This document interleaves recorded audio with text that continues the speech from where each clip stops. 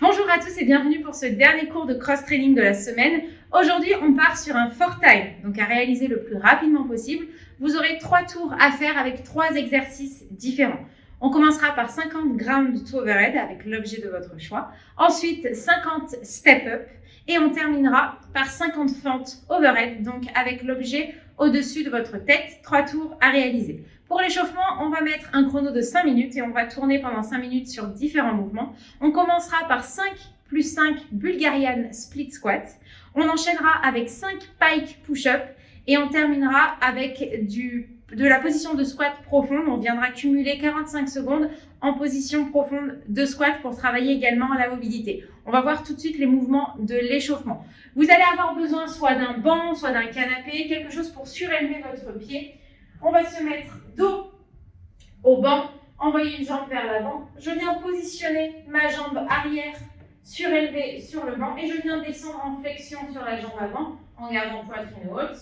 Je descends en flexion et je remonte en extension complète. Je viens faire 5 répétitions à droite, puis 5 répétitions à gauche.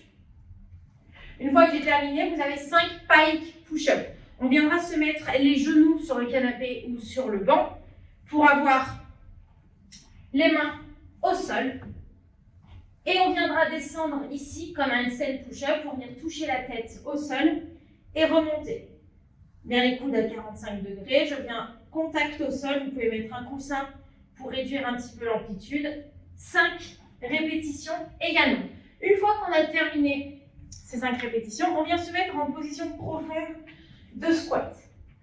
Bien les talons ancrés dans le sol. Je descends en position de squat, poitrine sortie et je viens tenir. Si vous avez du mal à tenir dans cette position, vous pouvez vous mettre face par exemple à une table pour venir vous tenir ici pour garder la poitrine haute et pas se laisser tomber devant. On vient maintenir 45 secondes et on tourne comme ça sur ces 3 mouvements pendant 5 minutes. On va voir maintenant les mouvements du WOD.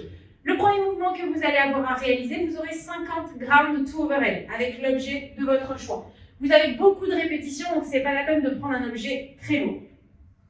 Je vous rappelle, pour le ground to overhead, on démarre du sol et on va venir descendre en flexion, poitrine sortie pour venir récupérer l'objet. Et on va chercher à pousser sur les jambes, tirer les coudes haut pour passer l'objet au-dessus de la tête. Pour la redescente, c'est la même chose, l'objet reste près de moi. Je descends au sol, poitrine haute en flexion et je viens enchaîner 50 répétitions. Une fois que vous avez terminé vos 50 ground to overhead, on a 50 step up, donc des montées, soit sur une chaise, soit un tabouret, soit un banc comme vous avez le matériel que vous utilisez. On vient monter en appui sur une jambe, je monte en extension complète et je redescends. Ça fait une répétition. Je change de jambe d'appui à chaque fois. Vous avez 50 répétitions. Une fois que les 50 répétitions sont terminées, on récupère son objet et on vient le placer au-dessus de la tête. Et vous avez 50 fentes à réaliser. Donc les fentes, on va les faire vers l'avant, d'accord? Et 50 fentes alternées. Ça fera 25 à droite, 25 à gauche. Je viens presser l'objet au-dessus de la tête. Pas de coude fléchi ni l'objet qui repose sur la tête. On vient verrouiller les coudes, je descends en appui sur une jambe et je repousse. Toujours contact au sol avec le genou arrière.